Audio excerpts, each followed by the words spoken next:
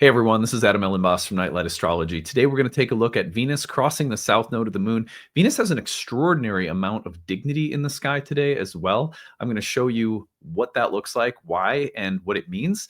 Also give you some tips for tracking some of the subtler dignity categories on a day-by-day basis, which I hope some of you will find useful. But more broadly speaking, I'm going to talk about why this is a major point of karmic release for Venus and what to watch for.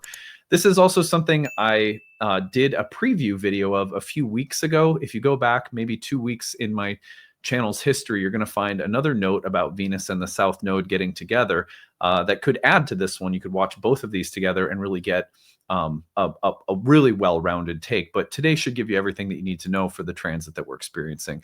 Anyway, on that note, before we get into it, remember to like and subscribe. Click the notification bell, turn it on so that you get updates. That really helps people know that there's new stuff happening on the channel, and that of course helps our viewership. So we really appreciate that. Subscribe if you're watching regularly and not yet subscribed. It helps us grow. Transcripts of any of my daily talks can be found on the website, which is nightlightastrology.com. I am going to take you over to the website right now. At the end of this week, the early bird rate for our retreat to Mexico next June has been extended until Friday. So you have one more day to take advantage of that early bird rate. Go to the events page, click on Immersive Retreat. You can learn all about the Oracle within our brand new training program we're doing in Mexico next June on divinatory astrology. This is about building the intuitive capacity that we each have as an astrologer, in addition to utilizing sound technique. But how do you develop and cultivate that oracular sensitivity? That's what this retreat is all about. Can't wait to visit with some people in a really beautiful location. The other thing, go to the courses page, first year course. At the end of today's video, there's an informational talk that I gave about the program, but our next class, Ancient Astrology for the Modern Mystic, our first year program in Ancient Hellenistic Astrology, excuse me, begins on November 8th. So you'll see everything that you need to know about the program is located here on this page. You'll find the same informational video is now right there on the page too, so you could watch it on your own time. 30 classes on the year. They're all held via live webinar. I teach all of it live. Of course, everything's recorded, so you can do it on your own time or attend the live webinars either way. Again, stick around to hear more about it at the end of today's content, but at the bottom, you'll find the early bird pricing available until October 24th. Please take advantage of that. Come study with us in this awesome program. This truly is the best thing that I've created as an astrologer. The programs that I've created, structured programs, 5 years worth of curriculum, plus a variety of master classes every year, monthly webinars. Really, I'm an astrological educator at heart. And you'll notice that by the way that I convey all of the material on my channel. I love to teach astrology. So these are the things I'm most proud of. And if you want to come study astrology, build a successful client practice, or just because it's your hobby, whatever the case might be, check this out. The need-based tuition assistance is available as well. So if you're someone who needs a little help to make the program happen, you're on a fixed or limited income, or the exchange rate is high from another country, it allows you to pick within a sliding scale. And we are very happy for people to use that. We believe, going on 16 years now, that astrology as a spiritual topic ought to be accessible for people, regardless of what your financial background is. So anyway, on that note, let's turn our attention to the real-time clock. I have tremendously simplified the view. I have made this so much simpler than it usually is, because I want to convey a few very important things about today's astrology, details that we might normally miss because we're not used to looking at the chart from an ancient or classical perspective. Not that that's the right way either, but it offers a lot that some of us aren't even aware of because we're not in the habit of looking at the chart from a classical perspective. And the classical perspective is typically going to be your 7 planets and nothing else. Now, I've got the South Node here, and the North Node would typically be included in ancient astrology. You might have a lot of fortune or spirit, and pretty soon we've got asteroids and we've got Sabian symbols, and outer planets. And I love the huge abundance of symbols that exist in astrology, as long as people take the time to really get to know them and say things that are substantive and meaningful and not just cliched. That to me is the only thing I really care about, is that we have depth and that we can say few things but say them well, to me, is almost more important than being able to say a ton of things, but none of them really sound any different from one another. And so, anyway, that's a little bit about me and symbols. But here in this chart today, I want to show you the topic of our exploration is Venus at the south node of the moon. Now, again, I explored this a couple of weeks ago. If you go back in the archives, you could have a whole separate talk on this. I'm not going to repeat everything I said in that talk, but you wouldn't necessarily need to listen to that talk to hear today either. Venus at the south node will cross today into tomorrow. That is Thursday, October 2nd to Friday, October 3rd. Now, if we give this about 3 degrees of warm up, you get to about Tuesday, September 30th. And if we give it about 3 degrees of separation, maybe we get to about Sunday, October 5th. So you have about a week within which Venus's 3-degree engagement range is active. And the expression of the symbolism that we're going to talk about today would be in the psychic sky, so to speak. What I want to do today is I want to show you just how powerful a Venusian moment such as this one is. And also give you some tips for tracking other significant moments in the sky, because they often reveal things that you don't see on first glance. First of all, before I do that, let's talk a little bit about Venus and the South Node in review. At the opening of our solar eclipse, Venus was squaring Uranus. This means that the solar eclipse that we just had in Virgo was toned in part by a Venus-Uranus dynamic. That will often mean that anything Venus related, so let's say friendships, love, sexuality, beauty, sisters, women, daughters, all Venusian things, in addition to just relationships in general, the experience of harmony, pleasure, pleasantness, all Venusian things can go through a process of shifting or changing because of that creative and somewhat erratic or disruptive square from Uranus. It's not, I mean, a square like that may last a couple of days and you may really notice its effects at the moment that it's happening, but those events also are happening at the time that a new solar eclipse cycle is occurring, which means they participate in the seeding of the new cycle, which means their life lives on, the life of that transit lives on well beyond the actual separation of Venus's square with Uranus at the opening of the eclipse. That makes this conjunction with the South Node especially important because it was the South Node around which the solar eclipse was constellated. So when Venus comes to the South Node of the Moon, there is an association that the South Node typically has with pointing us toward otherworldly things and diminishing the importance of material things. So, for example, Venus in relationships may diminish superficial ways that we have of viewing one another and may augment psychological, spiritual, or emotional ways that we have of valuing one another. Let me give you a simple example. Someone I'm at the gym every day. So let's just say where you could look at someone on the surface and you might say, hey, they look really fit, or maybe they look really attractive. But then let's say you had a conversation with someone in a setting like that, and you found out very quickly that despite their physical attractiveness, the mental, emotional, spiritual, or intellectual attractiveness was non-existent. I'm imagining myself, if I were, and I'm happily married, but if I were to talk to people at the gym, I would probably find that's the case, because probably not a lot of people are walking around there are interested in things like psychedelics and astrology and, the Tao Te Ching. So, physical attraction is going to be pretty low on the totem pole for me in like friendships, for example. If I meet people, the most important thing for me is probably going to be the psychological, spiritual, and intellectual compatibility in a friendship, another Venus ruled area of life. I think you all know what I'm talking about at this point. The idea being that when Venus conjoins the South Node, the more superficial material level of pleasure or value tends to be diminished in favor of things that are more spiritual, psychological, mental, intellectual, etc.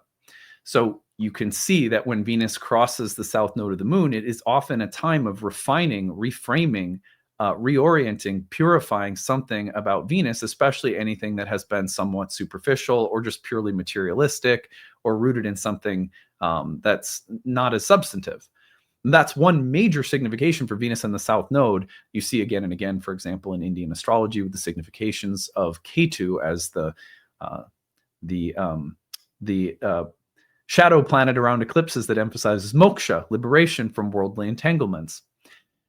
Refinement of pleasure, refinement of taste, refinement in relationships, or a point of karmic releasing or harvesting, psychological insight, crystallized realizations, lessons learned, surrendering old karmic baggage that has served its purpose and it's time to be harvested. These are all Venus in the South Node kinds of significations. So it's a big moment for Venus.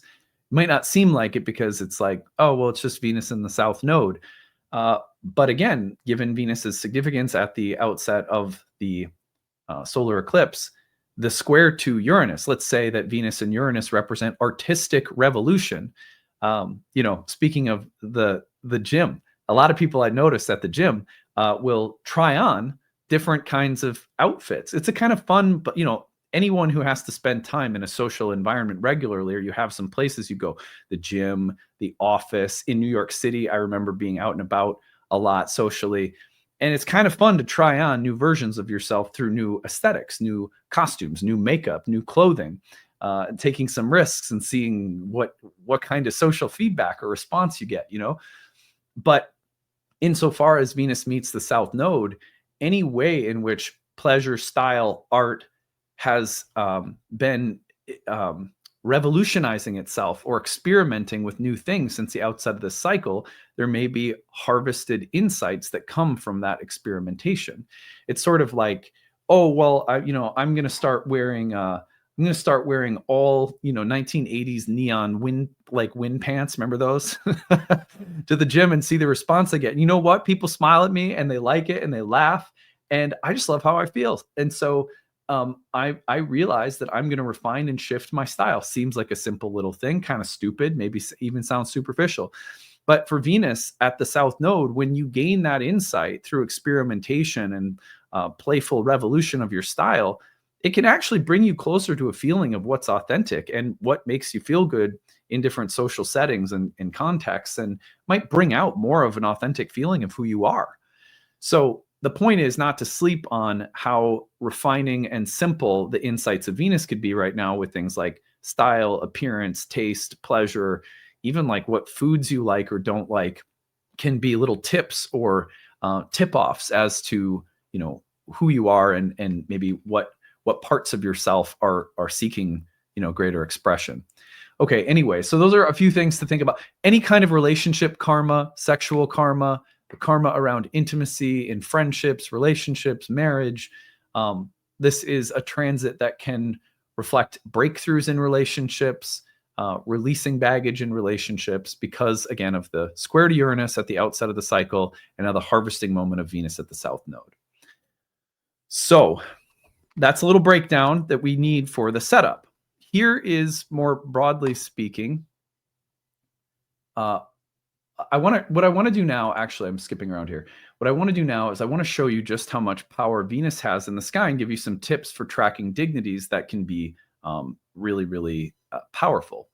So first of all, what I want to do is just show you how much power Venus has in today's astrology. Power is a word that isn't always the best word. You could think of it as voicing. When a planet has a lot of dignity, it's a way of saying that its voice becomes louder, clearer, brighter as a symbol at the time. That doesn't necessarily mean stronger. Like stronger and power are words that it's not always the right way of thinking about it. It could be bright or loud or prominent or kind of in the spotlight, so play with the metaphors that you use when you're thinking about dignities is the point. But anyway, here it is.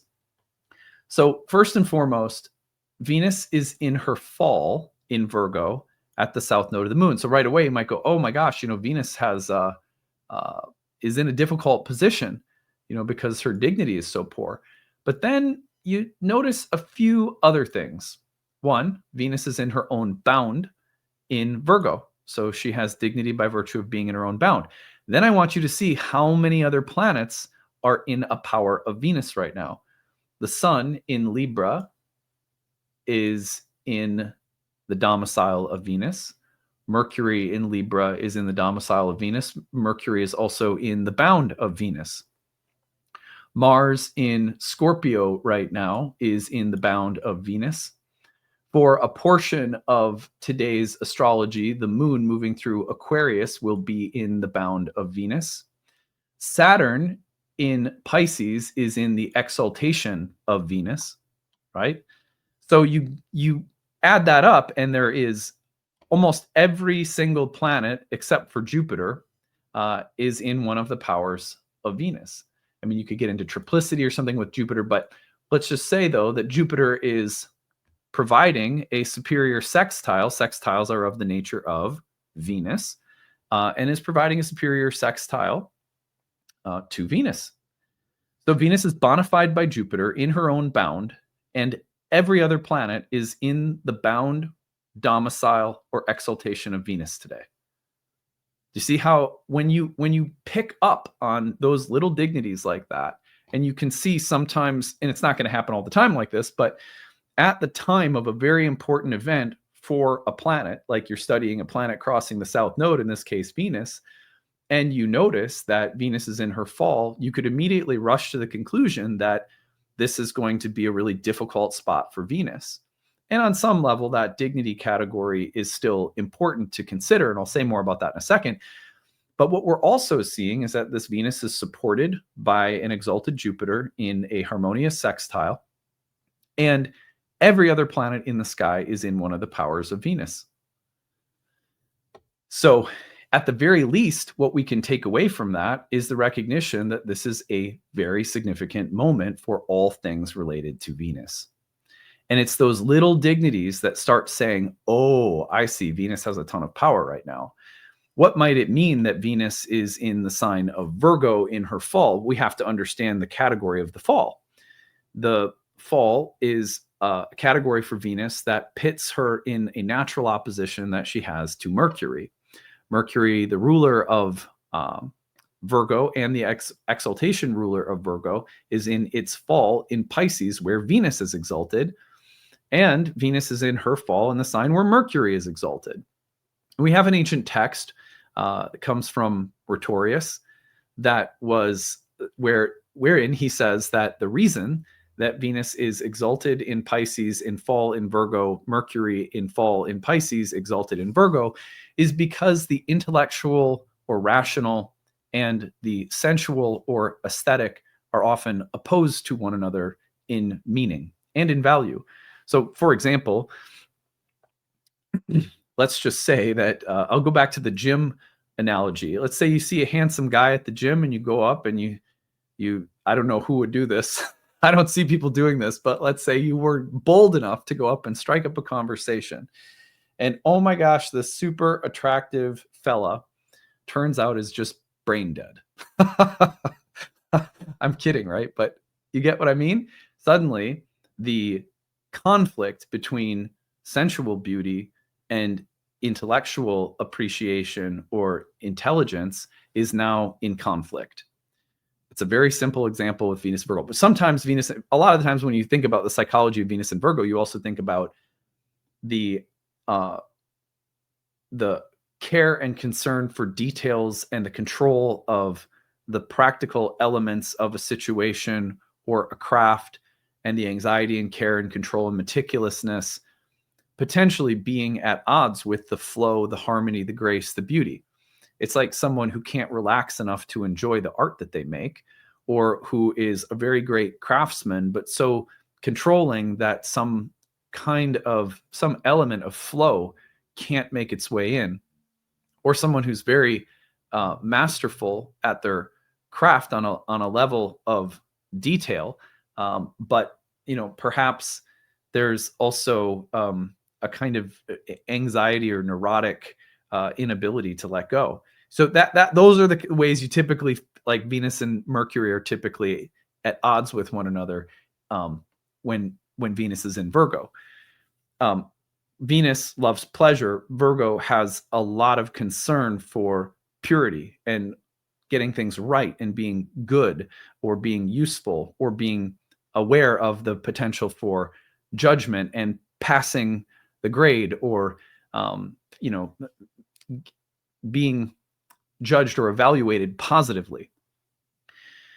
That can make Virgo a bit puritanical, and Venus is typically a lot happier with sensuality, grace, flow, ease, harmony, enjoyment, satiation, desire, romance. And so sometimes there's issues around purity and perfectionism and grace and forgiveness, letting go, accepting. Also, sometimes Venus in Virgo gets the feedback that your diet could be cleaner and your enjoyment needs to be refined so that there's a healthier wholesomeness involved. But it's hard to clean up your diet, or it's hard to stop drinking, or it's hard to stop spending too much, or something like that. So any kinds of tensions around purity and impurity, perfection, imperfection, grace, surrender, letting go versus control, those are all themes that tend to come up for Venus around this place. So we could see a pretty profound level of karmic resolution related to any of these themes, and then maybe connect them to relationships or love or sex or pleasure, etc. So that's Venus in her fall at the south node. But then again, remember that every other planet in the sky today is sort of paying homage to Venus, saying, yeah, this is your show right now. What's happening here is so much about you and your point of view, your perspective, your topics, your subjects, your needs, your dilemmas. And I mean, again, like the reason that I point this out is because if you take the time to, like, for me, I'm using the Egyptian bound rulers. Let me put it back up on the screen.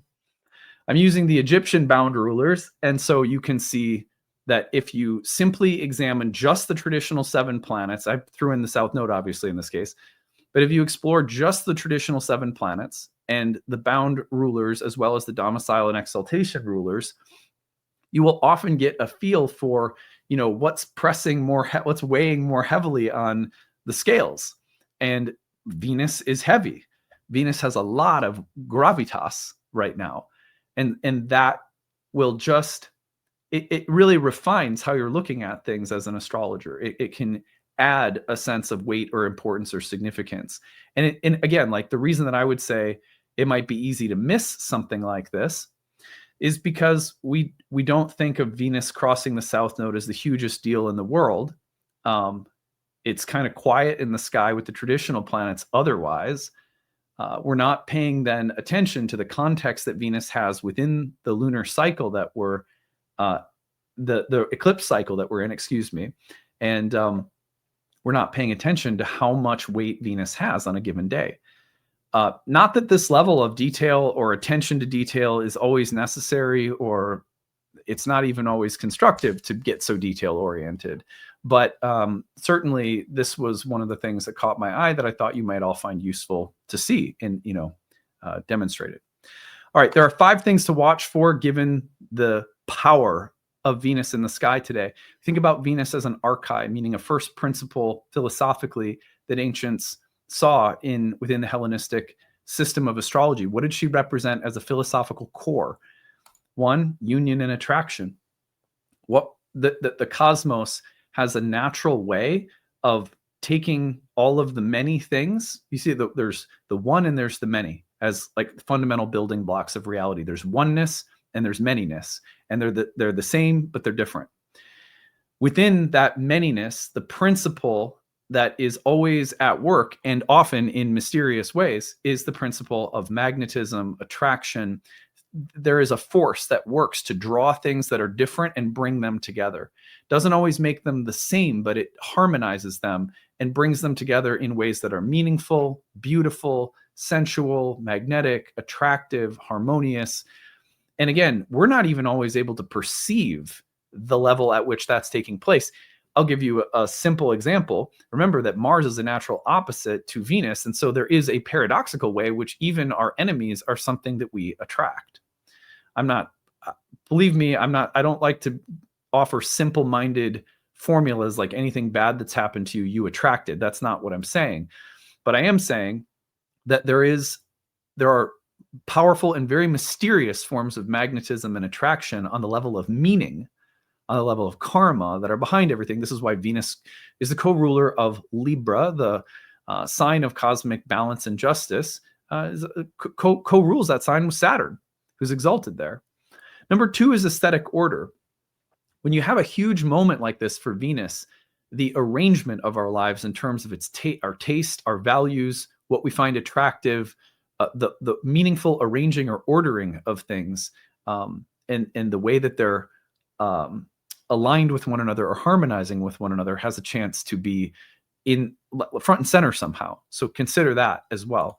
Number 3 would be fertility and generation. Moments like this for Venus are often powerful moments of creative shifting. By that, we mean there's hardly anything Venus does in the sky that doesn't participate in what's growing in the garden of life. Venus is fertile. Venus is related to fertility, and she was naturally associated with all conditions in nature that lead to growth. And so fertility in general, what's growing right now, what's not growing, what can grow, what can't grow, what cycles of growth are changing. These are the kinds of things to watch for when Venus is so prominent with all of the dignities crossing the South Node. Number 4, concord and social cohesion. Where we find agreement, momentum, support, allies, friends, benefits, blessings, social cohesion and connection with others. This is at the heart of a strong Venusian moment right now. So consider all of these things. And then finally, value and worth are always tied to ethics. Let me give you a simple example. I think it might have been Kafka who said this, but I can't remember. So correct me if I'm wrong if someone knows. There's something like, if you kill a beetle, no one cares. But if you kill a butterfly, everyone will scream injustice or immorality. And the point is that ethics are inherently tied to aesthetics. There's a great essay written by James Hillman called Aphrodite's Justice. And it has a lot to do with how our sense of what is ethical, fair, good is pretty intimately tied to what we find attractive or beautiful and what we find ugly or repulsive. We often take offense to things that are ugly or repulsive, and will closely connect things that we find ugly or repulsive to things that we consider impure or immoral. These become especially interesting distinctions for Venus and Virgo because of some of the reasons I mentioned earlier. But anyway, a Venusian moment like this is a moment for us to consider our aesthetics, our values, and how they are tied to our hierarchy of ethical concerns or considerations. Fascinating. I mean, for example, most of our dilemmas that we run into with respect to pleasure will at some point run up against what we find to be moral. Is it good to overspend on my credit card, or is it immature or irresponsible somehow? And therefore, there's something I need to have stronger ethics with respect to how I manage money because I'm overspending in getting a bunch of credit card debt. So pleasure, ethics, boundaries, decision-making, hierarchies around pleasure, these tend to come in when Venus crosses the South Node, but they're related to Venus in general. Venus is the pleasure principle, but the pleasure principle still has to exist within a sense of morality, goodness, fairness, justice, truth, etc. So she's constantly negotiating her desires within frameworks of right and wrong is the point. And again, like I would say, most of us, and I'm not suggesting everyone needs to be a vegan. I'm not a vegan. But one of the things that, vegans are always pointing out, I've had a lot of vegan friends, I've been a vegan for a period of time in my life. Vegans are always pointing out that we're very selective about what kinds of murder or death we find acceptable. And in a true sense of valuing all life, vegans often claim that that there's animal life is just as valuable as any other kind of life. I'm not certainly making the claim that everyone needs to be a vegan. Like I said, I am not a vegan, but I can articulate my own ethical reasons around my choices. And the point is that most of us would never think about the process of articulating our values in relation to something like food and what we enjoy eating or what we find nourishing or what we find necessary for health in relation to something like pleasure and morality. Like they're all interconnected in ancient philosophy. And those are typically things that come up for better or worse with Venus at the South Node. Now, again, just to clarify, I don't want to tell anyone how to eat or how to think. That's not the point of what I was just talking about. But I hope that this has been instructive and interesting. Yeah, this I kind of thought this would be a fun day to teach you a little bit about noticing how weighty subtle dignities can be when they can add up to something that doesn't necessarily appear there on the surface. Okay, so after I sign off, there is an informational video about the Year 1 program. I hope you'll stick around, learn about it, come study with us. The programs are absolutely fantastic. The community, the staff that we have, the classroom forums that we create for conversation, dialogue, and the Nightlight journey of not just this first year, but like all of our programs and everything that we have built for you is really special. So I hope you'll check it out and come study with us. All right, take it easy, everyone. Bye. Hey, everyone. Thanks for sticking around. I'm excited to tell you about our upcoming program, Ancient Astrology for the Modern Mystic. This is our first year course in Hellenistic astrology, and it begins again this November. In this video, I'm going to tell you about the course, the format of the course, and how to register. So let's go ahead and get into it. What is this course about? Well, if you are not familiar, ancient Hellenistic astrology is the earliest and original form of horoscopic astrology. All of the subsequent forms and schools of astrology that have existed over thousands of years come from these philosophical and theoretical roots. And so what you're doing when you study Hellenistic astrology is you're going back to understand the why behind absolutely everything. Why were there ever such a thing as houses and signs in the first place? How were the planets ever assigned to rule various portions of the zodiac in the first place? How do you use the categories of essential dignity, and why were they ever created in the first place? If you're someone like me, you like to know the why behind things, because once you understand the why, then you know how to use things more intuitively. So really the point of Hellenistic astrology, in my opinion, is not so much about going back and becoming a traditional astrologer or, just being traditional for the sake of being traditional, as much as it is about grasping the roots of the entire system and paradigm. When you understand those roots, you have more intuition and understanding, which allow for you to be much more artful and fluid in the way that you speak the language of astrology. We call this class Ancient Astrology for the Modern Mystic because while it is about going back to understand the philosophical, theoretical, technical roots of the tradition, it's also about fluidly bridging those things with modern astrology and all of its most unique contributions. For example, modern astrology has given us so much psychological depth and personal depth. And so in a modern astrological setting, you're going to get the ability to explore your own character, your own psychology, and you're going to be able to utilize astrology for a process of healing and personal transformation. But when you pair that with ancient astrology, and it's almost like predictive karmic analytics, you really have a full toolkit to work with. And so that's also a great mission of ours at Nightlight, is to bridge ancient and modern forms, which is why we call the program Ancient Astrology for the Modern Mystic. So that's just a little kind of overview of the program. If you want to know more about the specifics of the curriculum and of the syllabus, what I encourage you to do is go over to nightlightastrology.com, click on the courses page, go to the first year course, scroll down, and you'll see this over 12 months you'll learn about. And here you're going to see more of a detailed breakdown of the curriculum itself. I can promise you that if you've studied astrology in modern context, but you've never gone back to the ancient roots, while some of these topics may look familiar to you and you go, oh, I've already learned about that. Unless you've studied them from the Hellenistic perspective, I guarantee that you are not going to be familiar with this content.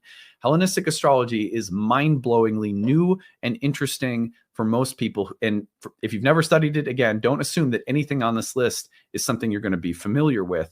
In that way, the program is really ideal for a variety of different people, and I'll say more about that in a second.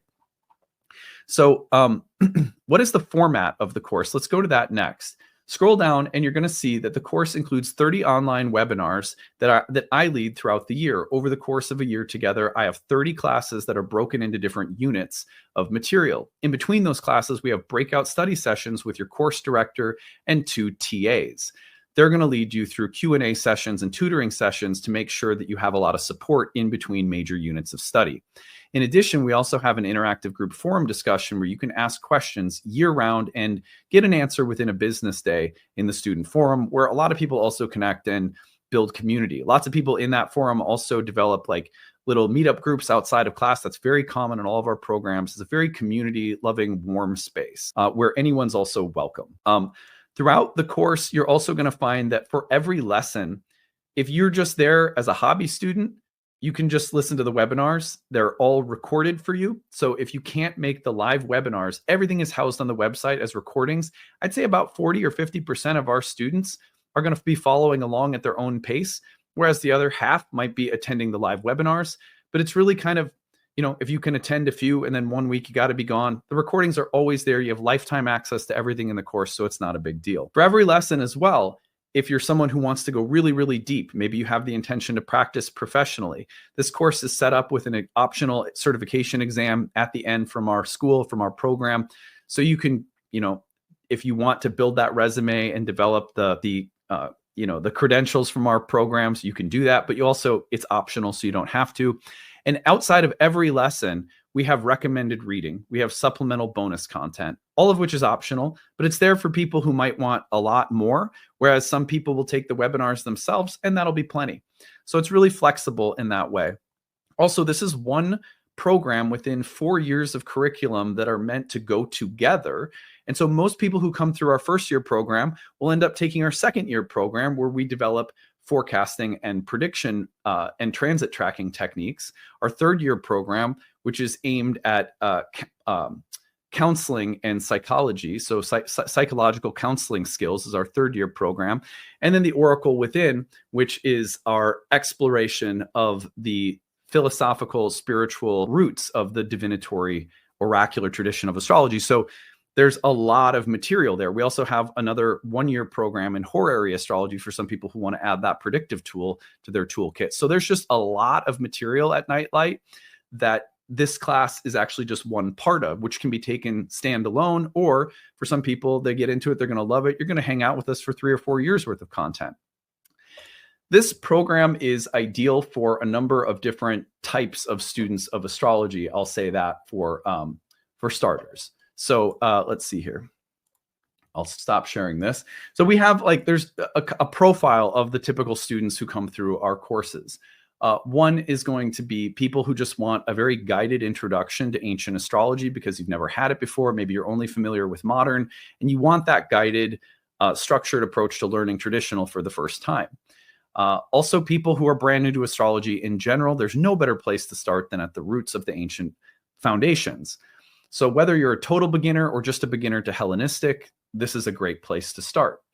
If you are someone who's been around astrology for a long time, but you've never had a guided, structured approach to Hellenistic astrology, again, this is a great place to start.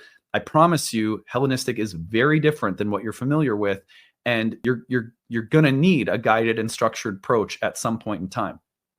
I also think for people who are looking for a lineage, which means not just a bunch of information, but a practitioner-specific based approach where you get to see a practitioner work with clients.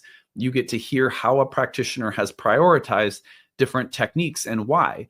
You're going to get a structured, spiritually grounded focus at Nightlight as well, where if you're looking for someone who practices astrology but also values grounded everyday spiritual practice, that's Nightlight.